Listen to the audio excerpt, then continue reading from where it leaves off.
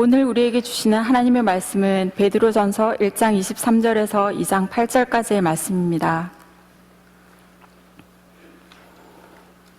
너희가 거듭난 것은 썩어질 씨로 된 것이 아니요 썩지 아니할 씨로 된 것이니 살아있고 항상 있는 하나님의 말씀으로 되었느니라. 그러므로 모든 육체는 풀과 같고 그 모든 영광은 풀의 꽃과 같으니 풀은 마르고 꽃은 떨어지되 오직 주의 말씀은 세세토록 있도다 하였으니 너에게 전한 복음이 곧 이 말씀이니라. 그러므로 모든 악독과 모든 기만과 외식과 시기와 모든 비방하는 말을 버리고 갓난 아기들 같이 순전하고 신령한 젖을 사모하라. 이는 그로 말미암아 너희로 구원에 이르도록 자라게 하려 함이라. 너희가 주의 인자심을 맛보았으면 그리하라. 사람의 길은 버림바가 되었으나 하나님께는 택하심을 입은 보배로운 산 돌이신 예수께 나아가 너희도 산돌같이 신령한 집으로 세워지고 예수 그리스도로 말미암아 하나님이 기쁘게 받으실 신령한 제사를 드릴 거룩한 제사장이 될지니라. 성경에 기록되었을 때 보라 내가 택한 보배로운 모퉁이 돌을 시온에 두노니 그를 믿는 자는 부끄러움을 당하지 아니하리라 하였으니 그러므로 믿는 너희에게는 보배이나 믿지 아니하는 자들에게는 건축자들이 버린 그 돌이 모퉁이의 머릿돌이 되고 또한 부딪히는 돌과 걸려 넘어지게 하는 바위가 되었다 하였느니라. 그들이 말씀을 순종하지 아니하므로 넘어지나니 이는 그들을 이렇게 정하신 것이라. 이 말씀은 살아계신 하나님의 말씀입니다. 아멘. 거듭남의 이야기를 계속하고 있습니다. 우리는 거듭났다라고 하는 얘기를 받으면서 그저 교회 안에서 쓰는 하나의 관용구로 생각합니다. born again. 그러나 이 거듭났다라고 하는 표현은 육적인 생명이 계속 자라나는 것처럼 거듭남이라고 하는 것은 영적인 생명이 계속 우리 가운데에서 태어나고 자라나는 것을 의미하는 것입니다. 이 거듭나고 난 이후에 예수를 믿고 난 다음에 성숙이 이루어지지 않는다라고 하는 경우는 의심할 필요가 있습니다. 나는 과연 예수를 제대로 믿고 있는가? 영적인 생명도 우리 육적인 생명과 마찬가지여서 태어나면 그것이 그 생명이 생명력이 있게 살아간다는 것은 계속해서 자라나는 것을 의미합니다. 그런데 영적인 거듭남, 이 born again하고 예수 그리스도를 영접하고 난 이후에 삶이 바뀌어지지 않는다라고 하게 되면 거기에는 생명력이 없고 심지어 생명이 있는가 그것도 의심해야 할 필요가 있습니다. 참 안타까운 일이지만 생명력이 있으면 활동을 하고 교류가 있고 자라나서 이 참 열매들을 맺고 이렇게 되는 경우가 많지요. 그런데 식물 인간이라는 표현처럼 우리들이 예수를 믿는 것은 맞지만 저희의 신앙이 움직이지 못하고 활력이 없고 그대로 머물러 있어서 아주 기본적인 기능은 할 줄 모르지만 열매가 없는 경우도 꽤 많이 있습니다. 오늘 저희들은 거듭남이라고 하는 주제와 더불어 성화라고 하는 주제, 이 거룩하게 자라나가는 이야기를 조금 나누고자 합니다. 이 얘기를 나눌 때에 성화의 교리는 그 누구보다 우리 감리교의 존 웨슬리, 이 감리교의 창시자 되는 분이 가장 잘 자기의 인생을 통하여 또한 신학을 통하여 잘 정교하게 또 세련되게 만들었다 이렇게 볼 수 있습니다. 존 웨슬레 목사님은 이 한 300년 전에 영국에서 태어났습니다. 당시에 영국과 그 유럽에서는 그 거룩한 경건주의라고 하는 그 캐톨릭 말고 이제 개신교에도 이제 프로테스탄트가 생긴 지 얼마 안 됐어요. 그러면서 이 외적인 카톨릭과 같은 종교, 예식과 예전 건물 그리고 주어진 전통 안에서 그저 아무런 생명력 없이 따라가는 이 종교 형태가 아니라 생명력이 있는 내적인 종교운동으로 바뀌어지는 것들이 있었어요. 아주 좋은 전통들이 있었습니다. 그런데 그 전통들마저도 굳어지게 되는 일들이 많이 있었어요. 그런데 그 전통들도 시작된 것은 생명력이 있었죠. 존 웨슬리 목사님은 이 경건주의와 또 다른 그 어떤 그 기독교 전통 가운데에서 배운 게 있었어요. 젊어 어렸을 때에 우리 기독교 그 서적에 관심 있는 분들은 보셨겠지만 토마스 아 캠피스의 그리스도를 본받아라고 하는 책이 있습니다. 아주 은혜가 있고 주님 앞에서 자신을 비워가는 그런 책이에요. 그러면서 이 존 웨슬리 목사님도 이 토마스 아 캠피스의 그리스도를 본받아라고 하는 책을 읽으면서 거룩하게 사는 게 이게 그리스도를 따르는데 굉장히 중요하구나 생각을 했어요. 이분은 부모님, 이 존 웨슬리 목사님의 아버님도 영국 성경회의 신부님이셨고요. 이 자신 자체도 옥스퍼드 대학을 가고 성공의 신부로 안수를 받기를 원했고 또 안수를 받았습니다. 이렇게 자기 자신의 이 신앙생활의 목적이 거룩하게 사는 것이라고 생각을 했습니다. 매일 아침에 일어나서 이 한국 기독교회 교인이 아니었는데도 불구하고 새벽 기도를 했고요. 또 이분은 금요일 저녁서부터 토요일 저녁까지 금식을 했어요. 그리고 또 토요일 날에는 죄수들을 방문했습니다. 대학교 다닐 때 그랬어요. 그때 대학에서 뭐 공부할 게 없었느냐 하면 공부할 게 굉장히 많았음에도 불구하고 이러한 경건한 생활을 살았던 까닭은 거룩을 목적으로 한 삶이었어요. 그러면서 점심시간에는 자기 친구들과 함께 성경을 나누고 이러고 살았어요. 그러면서 아주 그 헌신적이고 거룩하게 살기 위해서 노력을 했단 말이죠. 그런데 이분에게 자기에게 깊은 도전이 있는 그러한 상황이 있었습니다. 이분이 전도의 열정을 가지고 인디언들에게 전도를 하겠다고 해서 이 영국에서 졸업을 하고 난 다음에 이 미국으로 조지아로 이 배를 타고 옵니다. 배를 타고 올 때 풍랑을 만나요. 그래서 이 영국 사람들이 굉장히 절제가 되어 있는 사람인데도 불구하고 다들 막 소리를 지르고 뭐 숨으려고 그러고 어떻게 해야 된다고 그러고 막 난리를 치고 있는데 영국 사람이 아닌 독일의 모라비안 교도라고 있었습니다. 최초의 개신교도라고 일컬어지는 사람들이에요.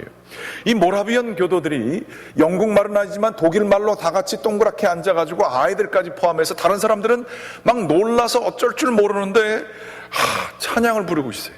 평안한 얼굴로 찬양을 부르고 있어요. 너무 충격을 받았습니다.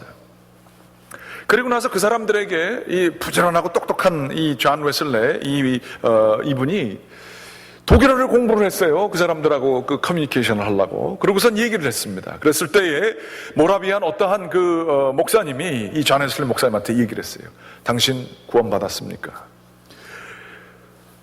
뭐 구원받은 것 같습니다. 예수 그리스도로 말미암아 구원받았습니까? 네, 구원받았습니다. 그렇지만 그리고 그 다음에 문장을 잊지 못했어요. 그리고서 나중에 기록을 하기를 내가 예수 그리스도로 구원받았다라고 내가 평생 믿어왔고 또 그렇게 이해하고 있기 때문에 대답은 했지만 나는 그것에 대해서 확실한 확신이 없었다라고 쓰고 있어요. 대신에 그 다음 문장이 뭐냐 하면 내가 확신이 있었던 것은 내가 확실하지 않았다는 것뿐이었다. 이런 얘기예요. 자기가 구원받았다고 얘기했지만 그게 확실하지 않았다는 그 사실만 확실했다는 거예요. 그러면서 이 모라비안 교도를 따라갔어요. 어떻게 죽을 상황에서도 두렵지 않을 수가 있었는가라는 생각을 하면서 그들과 교류를 했고요.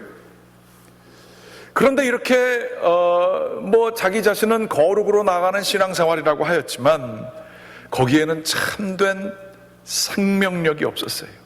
하나님을 인격적으로 만나는 만남이 없었어요. 이 가운데에도 교회는 나오지만 교회 나온 지 수십 년 되지만 그런 깊은 만남이 없으신 분들도 계실지 모르겠어요. 그런데도 열심히 교회는 나와요. 주일날 되면 뭐 다른 데 갈 데도 없고 옷 차려입고 교회 나올 수도 있어요. 그런데 확신이 없어요. 늘 불안해요. 어려운 일만 닥치면 그냥 몸이 바르르 떨고요.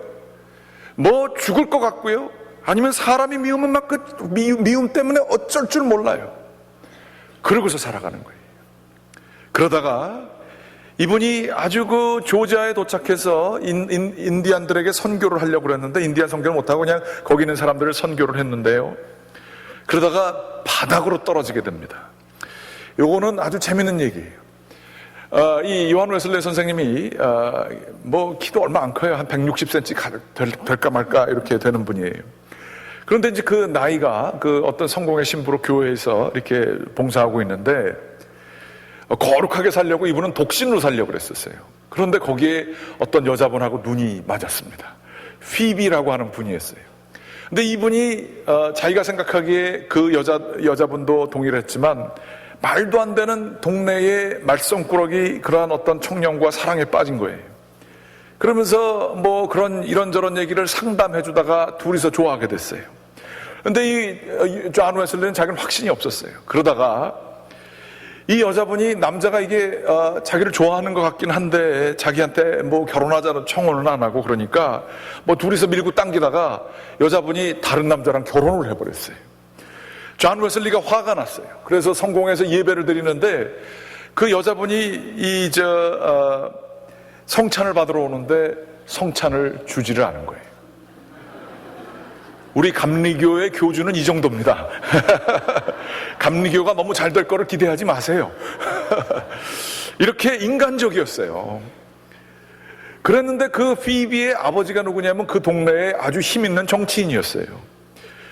그리고 이 존 웨슬리 목사님이 싫어가지고 그 여자분이 결혼한 그 남편하고 그 아버지하고 그 자기의 시어머니 될 뻔한 그 여자의 어머님하고가 동네 사람들을 다 동원해서 배심원 제도였었는데 그 배심원들의 대부분이 뭐 별것도 아닌 걸로 제목을 걸었는데 이 존 웨슬리를 다 욕을 한 거예요. 그래가지고 감옥에 들어가게 생겼어요. 그래서 이 존 웨슬리가 어떻게 한 줄 아세요? 조지아에서 배 타고 도망 나왔어요.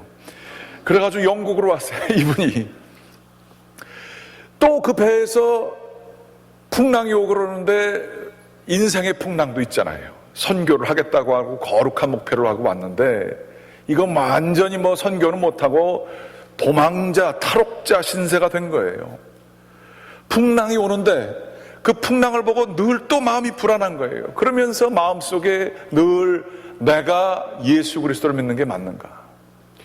그 모라비안의 그 목사님이 얘기하기를 네가 예수를 믿으면 죽음도 하나님께서 너를 붙들고서는 죽음을 넘어서도 너를 붙들어 주실 영생이 있을 것을 확신하게 되면 우리는 그것을 너무나 확신하기 때문에 우리는 뱃속에서도 두려워하지 않을 수 있다라고 얘기를 했어요. 그런데 자기는 바람만 불어도 두렵고 미운 사람이 너무 많고 인생에 풍랑이 있으니까 이게 감당이 안 되는 거예요. 그러고 있던 차에 영국으로 다시 돌아와서 계속해서 이 모라비안 교도들과 같이 교류를 했습니다. 그러던 차에 1738년 5월 24일 이때에 아침에 5시에 평상시처럼 일어나서 성경을 읽는데 성경 구절에 마가복음 12장 34절 내가 하나님의 나라에서 멀지 않도다 라는 구절이 눈에 보여지게 됐습니다. 또 다시 한번 성경을 펼치게 되니까 베드로후서 1장 4절 이로써 그 보배롭고 지극히 큰 약속을 우리에게 주사 뭔가 주님이 주실 것 같았어요. 그렇지만 마음에 내키지 않았어요. 그 저녁 시간에 올더스게이트에서 일어나는 그 집회가 있었습니다. 모라비안 교도들이 있는 그 집회에서 어떤 사람이 일어나서 그 당시에 이 저녁 집회는 아주 수준이 높았어요. 마틴 루터가 로마서 주석을 썼는데 그 주석을 누가 평신도가 일어나서 읽었어요. 그런데 그 주석을 듣고 있는 이 순간에 이 마음속에 9시 15분 전 마음속에 뜨거운 I was strangely warmed. My heart was strangely warmed. 갑자기 이상하게 자기의 마음이 뜨거워지는 것을 경험을 했어요. 그러면서 갑자기 내가 그리스도 그분만을 의지한다고 하는 사실을 확신하게 됐다. 나 같은 죄인의 죄까지도 사해 주시는 그리스도가 믿겨지고 죄와 죽음의 율법으로부터 나를 구원해 주셨다는 확신을 내게 주셨다. 그러고서는 갑자기 그분이 일어나셔서 얘기를 했습니다. 나는 믿습니다. 그리고 나는 믿겠다라고 한 그 이후에 곧바로 한 게 뭐냐 하면 자기를 괴롭혔던 적들을 위해서 기도하기 시작했어요. 이게 놀랍죠. 자기가 미워하고 자신을 미워하는 사람들을 위해서 구원의 확신이 생기게 되자 그 사람들을 위해서 사랑하는 마음으로 기도하고 은혜를 간증하기 시작했어요. 이때서부터 이분의 인생이 바뀌었어요. 마음의 확신을 갖게 되자 바깥에 나가서 복음을 전하고요. 시장통에 가서 복음을 전하고 보통 이 영국 사람들은 규격이 딱 있어서 예배당 안에서밖에 설교를 안 했었어요. 그런데 바깥에 나가서 설교를 하고 이렇게 되면서 열정을 가지고 이분이 살게 되셨습니다. 때로는 어떨 때는 자기는 너무나 이 열정이 있어서 5달 전에는 그리스도인이 아니었습니다 까지도 얘기를 했어요. 그런데 존 웨슬레 때문에 기독교인 된 사람들이 많았었는데 자기가 그리스도인이 아니었다고까지 얘기를 하니까 사람들이 놀랐어요. 그런데 나중에 그걸 좀 말을 바꿨습니다. 그 전에는 종으로서의 믿음을 가지고 있었다는 거예요. 두려워서, 이거 안 하면 하나님한테 혼날 것 같아서, 이거 안 하면 죽을 것 같아서, 지옥에 갈 것 같아서 교회를 나왔다는 거예요. 그게 내 살 길이니까. 그러나 마음의 확신, 칭의를 받게 되고 나서는 이분의 삶 속에 아들로서 아버지 되신 하나님께서 나를 사랑하신다는 확신을 가지고 더욱더 열심히 정말 헌신적으로 살게 되었습니다. 이 칭의, 주님께서 우리를 사랑해 주신다는 이것이 얼마나 중요한지 몰라요. 우리가 많은 경우에 우리들도 종으로서의 믿음을 가질 때가 많아요. 부모가 믿었고 아내가 믿고 있고 남편이 믿기 때문에 억지로 딸려오는 경우가 많아요. 이민사회의 60%, 70%가 교회 나가기 때문에 그냥 옵니다. 그리고선 전혀 생각도 없고 그냥 착하게 사는 하나의 길이기 때문에 나오는 경우가 많아요. 거기에는 확신이 없어요. 그래서 생명이 없어요. 아들만이 가질 수 있는 아버지와의 관계에 있어서의 그 어떤 깊은 끈끈한 확신이 없어요. 늘 이거 끊어지면 어떻게 하나. 풍랑이 오게 되면 더 확신이 드러나게 되죠. 풍랑이 오게 될 때에 자꾸만 세상적인 것을 취하려고 그래요. 멀어지려고 그래요. 도망가려고 그래요. 이거 뭐 내가 왜 하나? 라는 생각이 늘 들어요. 그러나 아버지와 아들의 관계는 힘들고 어려울 때에 아버지에게 속마음을 다 내놓을 수 있어요. 그리고서 그 확신을 가지고 살아갈 수가 있죠. 이렇게 구원의 시작은 바로 이러한 그 칭의로부터 시작이 되는 거예요. 우리 가운데에 그런 경우 참 많아요. 우리는 옳다고 하는 세상의 기준, 이걸 가지고 살아요. 세상 사람들이 다 그러지요. 그런데 이 기준이 하나님께서 주신 소명이 아니에요. 남들이 준 기준이에요. 그래서 거기 맞춰서 사는 거예요. 이거 못 맞추면 늘 안 되기 때문에 불안해요. 우리 불안하잖아요. 이것도 해야 되는데 저것도 해야 되는데 내가 늘 못해요. 그래서 자기 자신한테 불만족스러워요. 어떤 상황에서도 불만족스러워요. 내 기준을 이루지 못하기 때문에. 그리고 조금 이뤘다고 하면 이루지 못하는 사람들한테 판단을 합니다. 이것도 못하면서 이러면서 사람들을 욕해요. 어떻게 사람이 그럴 수가 있어? 여기에 붙잡혀서 살아요. 어떻게 저 인간은 저럴 수가 있어? 라고 하면서 사람들을 욕을 해요. 그러면서 자기도 불안하면서 남을 끊임없이 욕을 해요. 제가 자주 들은 얘기지만 어떤 분하고 늘 그분이 사람들 욕을 하시더라고요. 그래서 어느 날은 제가 장난삼아 10분을 쟀습니다. 10분 안에 몇 명을 죽이나 딱 해가지고 한번 재봤어요. 정말 10분 안에 1분에 한 명씩 10명을 갖다가 난도질을 하더라고요. 이야, 그 능력이었습니다. 10분 안에 10명을 난도질을 해요. 이 가운데도 그러신 분들 좀 계시죠. 자기가 그런 줄 몰라요. 자기는 정의의 사도인 줄 알아요. 자기는. 그러면서 10분 안에 이렇게 욕을 하는 것처럼 자기가 그게 뿌리가 불안해서 그래요. 뿌리가. 정말 깊은 사랑 가운데 있으면 시편에 그런 표현이 있습니다. 젖된 아이가 어미의 품 안에 있듯이 라는 표현이 있어요. 아기가 배고파도 울고 심심해도 울고 뭐 다 그러잖아요. 그럴 때 모든 거에 해결이 있어요. 그건 바로 어머니의 젖이에요. 배고플 때만이 아니라 외로울 때, 심심할 때 모든 것 어머니의 젖을 통하여 이 아이는 생명을 얻고 위로를 얻고 평안을 얻습니다. 그것처럼 이 인간의 존재라는 건 끊임없이 불안해요. 위기 상황이 되면 그 불안이 증폭돼가지고 터지죠. 그러면서 사람들을 욕하거나 자기를 욕하거나 환경을 욕해요. 그리고 그거 이루려고 발버둥을 쳐요. 그래서 그렇게 바쁘게 살아요. 그런데 삶에 만족은 없어요. 이게 종으로서의 삶입니다. 평생 노예로 살아요. 두려워서 살고 불안해서 살고 욕하면서 살고 자기만 불편한 게 아니라 남까지 불편하게 하면서 살고. 예수 그리스도를 통한 구원의 은총, 칭의의 은총은 뭘까요? 그것은 바로 이러한 나를, 죄인이잖아요. 우리가 다 죄인이잖아요. 삐뚤빼뚤, 자기는 때로는 좋다고 생각하지만 뭐 어글리한 아주 못생긴 아주 냄새나고 습한 그러한 자아의 모습을 우리가 다 가지고 있잖아요. 그런데 이 모습을 있는 그대로 붙들어 주시고 안아주시고 내가 너를 사랑한다. 내가 너를 사랑하는 정도가 말로서가 아니라 내 목숨을 십자가에서 바치기까지 내가 너를 사랑한다. 이 음성을 듣는 게 구원입니다. 이 음성을 듣게 될 때에, 그리고 거기에 늘 의지하게 될 때에 우리는 신령한 젖을 먹게 되는 것이죠. 이 구원의 은총을 받은 사람이 제일 먼저 드러나는 모습은 무엇이냐? 사랑하게 됩니다. 사랑은 좋은 감정만 있어서 사랑이 아니라 사람을 바라보게 될 때에 그 사람들을 나를 아프게 하는 사람도 있고 어렵게 하는 사람도 있고 여러 가지 다 있지만 눈에 보여지는 육적인 것으로 바라보는 게 아니라 그 사람을 영적으로 바라보게 돼요. 왜냐하면 내가 영적으로 주님께 받아들여졌기 때문에 그 사람을 또 영적으로 바라볼 수가 있는 거예요. 그렇게 될 때에 사랑하게 되죠. 바로 웨슬리가 구원의 확신을 갖게 될 때에 자기의 적들을 위해서 기도하게 되는 것처럼 불안함과 두려움 때문에 적들을 더 욕함으로 자기의 위치를 가지려고 하는 인간의 그 심리에 붙들리지 아니하고 사랑을 하게 돼요. 오늘 말씀에 보게 되면 이런 이 말씀이 있습니다. 베드로전서 2장 말씀이 있어요.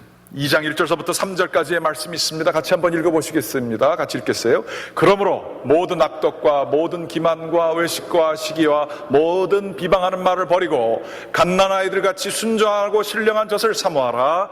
이는 그로 말미암아 너희로 구원에 이르도록 자라게 하려 함이라. 너희가 주의 인자하심을 맛보았으면 그리하라. 이런 말씀이 있어요. 신령한 젖을, 주님의 그 은혜를, 나의 불안을 잠재워시켜 주시는 그 구원의 은총을, 칭의의 은총을 받으라, 사모하라 이거예요. 주의 인자하심을 맛봤냐 그러는 거예요. 그러면 너희 안에 있는 모든 악독과 기만과 외식과 시기와 모든 비방하는 것들을 좀 버려라. 이런 것들은 종된 자의 모습이라는 거예요. 종된 자의 모습이라는 거예요. 웨슬리는 아들로서의 믿음을 갖게 되었어요.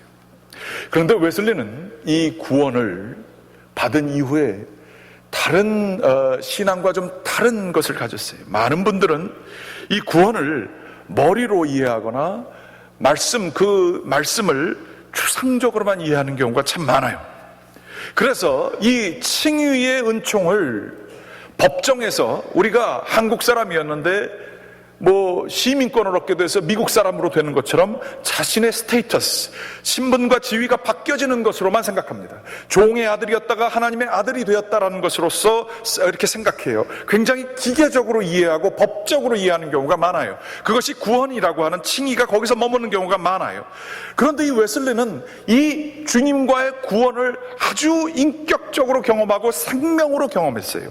생명을 받게 되면 어떻게 됩니까? 거기서부터 자라나요. 그러므로 웨슬리는 이 구원의 은총을, 칭의의 은총을 기계적인 법정에서의 용어뿐만이 아니라, 그것도 사실이에요. 종이었다가 아들로 바뀌었다는 것이 사실이에요. 그렇지만 웨슬리는 이 구원을 과정으로, 치유의 과정으로 이해하기 시작했어요. 죄라고 하는 것이 단지 신분이 잘못되고 세상에 소속된 그 종으로서의 모습이 아니라 아들로서의 모습으로 바뀌어지는 신분의 변화이기도 하지만, 죄는 우리 가운데 있는 병이다. 그러므로 이 병은 계속해서 오늘 말씀에 있는 것처럼 신령한 생명을 받아먹는 거다.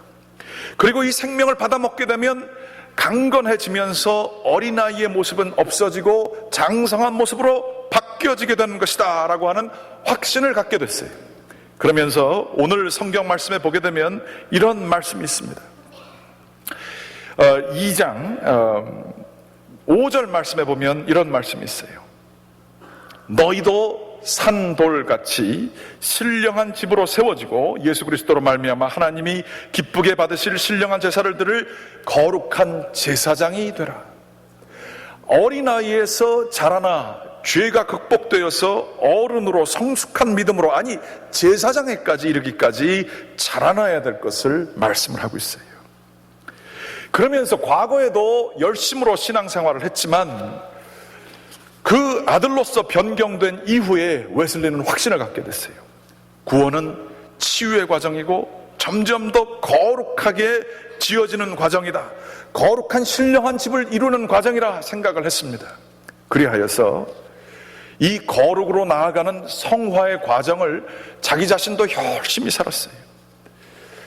그러면서 그 대표적으로 드러나는 게 이겁니다. 돈에 있어서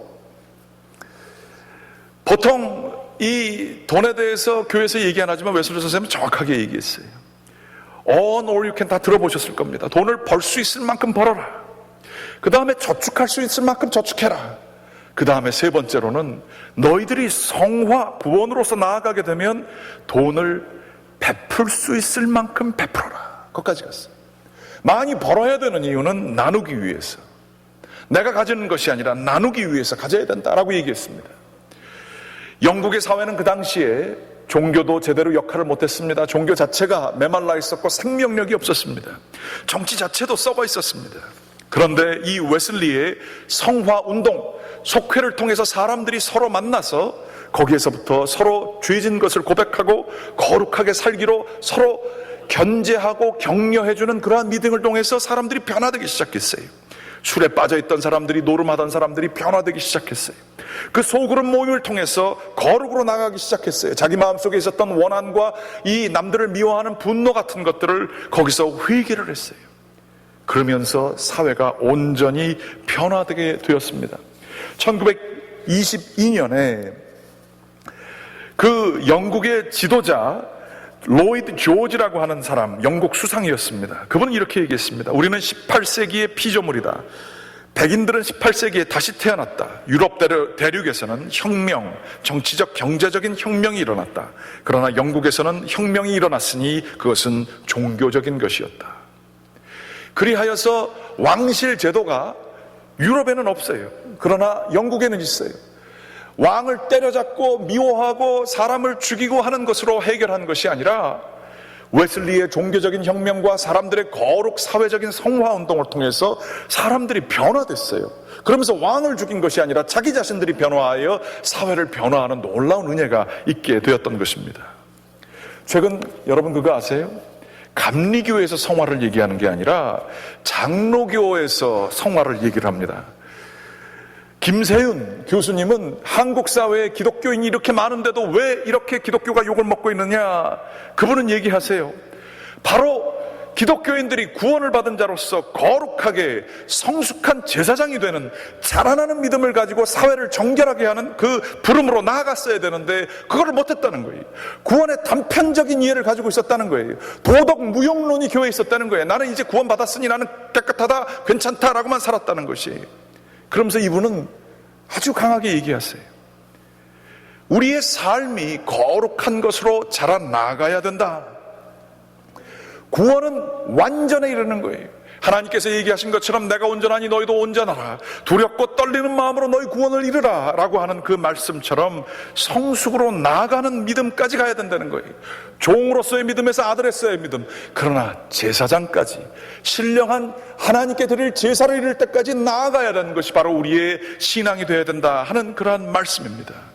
그러면 거기서부터 가장 필요한 것은 무엇일까요? 어떻게 나아갈 수 있을까요? 그것은 바로 오늘 말씀 2장 2절에 있은 말씀이에요. 끊임없이 주님 안에서 신령한 젖을 사모해야 합니다. 우리를 자라게 하시는 분, 갓난아이 같이 순전하고 신령한 젖을 사모해야 돼요. 신령하다, 스피리추얼이라는 얘기가 다른 것보다도 말씀입니다. 끊임없이 말씀으로 들어가 자기 자신을 반성하고 주님 안에서 말씀 안에서 성숙되어야 되는 것이죠. 신앙 안에서 성숙한다는 것은 여러 가지 모양이 있을 수 있습니다. 그런데 무엇보다도 사람과의 관계에 있어서, 자기의 언어에 있어서 참 성숙과 성화의 모습이 있어야 될 줄 믿습니다. 주님을 사랑한다, 내가 예수를 믿는다라고 하면서도 정말 기도 가운데에 내 언어가 거룩한 주님을 반영하지 못한다고 한다면 그 문제가 있죠.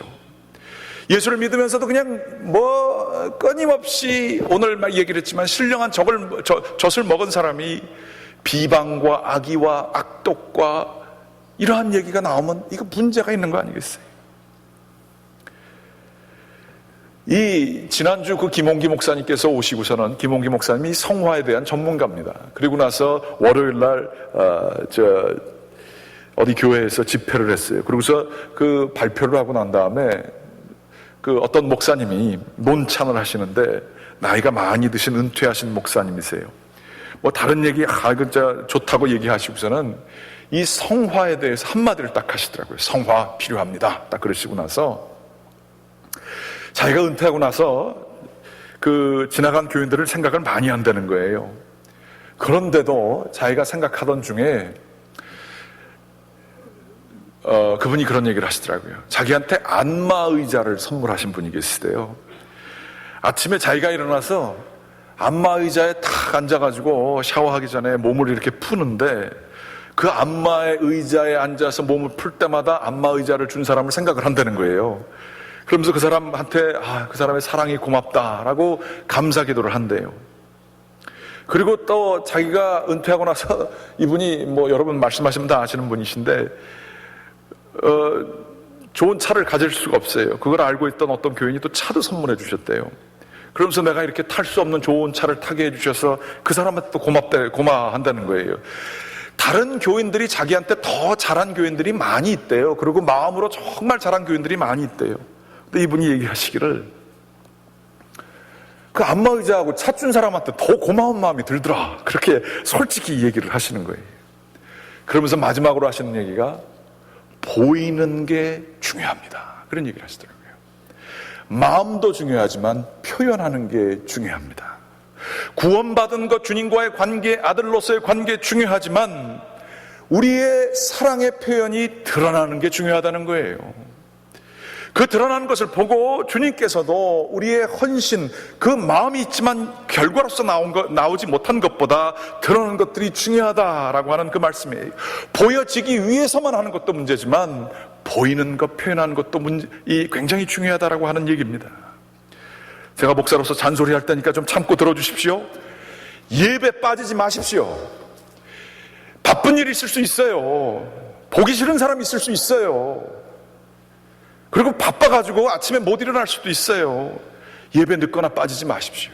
보이는 거 중요합니다. 헌금 너무나 얕게 하지 마십시오. 조금 버겨울 정도로 사랑하십시오. 주님께 남는 거 드리지 마십시오. 주님께서도 여러분의 마음을 알고 여러분의 연약함을 아시지만 그렇게 기뻐하시지 않습니다. 주님께 기쁜 마음으로 드리는 것 중요합니다. 우리의 주님께 사랑하는 마음 표현하는 것 매우 중요합니다. 언어 쓸 때에 실컷 욕하고 싶지만 다 하지 마십시오. 조금 자제하십시오. 그 사람을 위해서가 아니라, 내 자존심을 위해서가 아니라 하나님 때문에 그래야 될 필요 있습니다. 돈을 쓸 때에도 좋은 집 살 수 있고 좋은 차 살 수 있고 뭐 다 할 수 있지만 절제하십시오. 남들에게 베풀 용량을 남겨두십시오. 시간도 바쁘게 하고 더 많은 돈을 벌 수 있는 시간들을 잘 쓸 수 있지만 절약하시고 절제해 주셔서 사람들, 주님을 사랑하는 마음으로 표현하기 위해서 그 시간을, 남들에게 쓸 수 있는 시간을 사용해야 할 것입니다. 그리고 그것이 과거의 믿음이 뜨거웠을 때뿐만이 아니라 믿음이 좀 약해진 것, 이때일수록 더 해야 합니다. 관계가 늘 감정에 의해서만 유지됩니까? 그렇지 않습니다. 사랑은 충성입니다. 충성으로 내 마음의 감정이 느껴지지 않을 때에도 헌신할 줄 아는 것, 그 오히려 헌신이 우리의 마음을 바꾸기도 합니다. 그렇게 나아가는 것, 성화의 모습입니다. 날이 가면 갈수록 더 주님께 드리게 되고 주님을 닮아가기 원하고 더 순수하게 되고 주님 이외의 다른 것들을 내려놓게 되는 것, 바로 성화의 모습일 줄 믿습니다. 제사장이 되라, 주님께서 얘기합니다. 오늘 말씀에 나와요. 예수 그리스도로 구원받았으면 그 예수 그리스도 산도를 닮아 위에 신령한 집을 짓고 거기에 너희들이 제사장이 되라. 제물이 뭡니까? 우리 자신의 육적인 삶입니다. 내 노력으로 하는 게 아닙니다. 종으로서 두려워서 이거 안 하면 혼날까 봐 하는 게 아닙니다. 바로 주님께 우리들이 기쁨으로 더 드리기 위해서 하는 것이지요. 우리 가운데의 성화의 은혜가, 그 사모함이 있게 되기를 주님의 이름으로 간절히 기원합니다. 기도하시겠습니다. 사랑과 은혜가 많으신 아버지 하나님 감사합니다. 주님 앞에서 거듭난 자로서 생명이 점점 더 크게 자라날 수 있도록 인도하여 주시옵소서. 주님, 저희의 모습이 더욱 자라나 간신히 피어있는 하나의 새싹보다는 주님의 은혜로 말미암아 큰 나무가 되고 숲이 될 수 있도록 도와주시옵소서. 예수 그리스도의 이름으로 기도드렸습니다. 아멘. 찬송 289장 부르시겠습니다.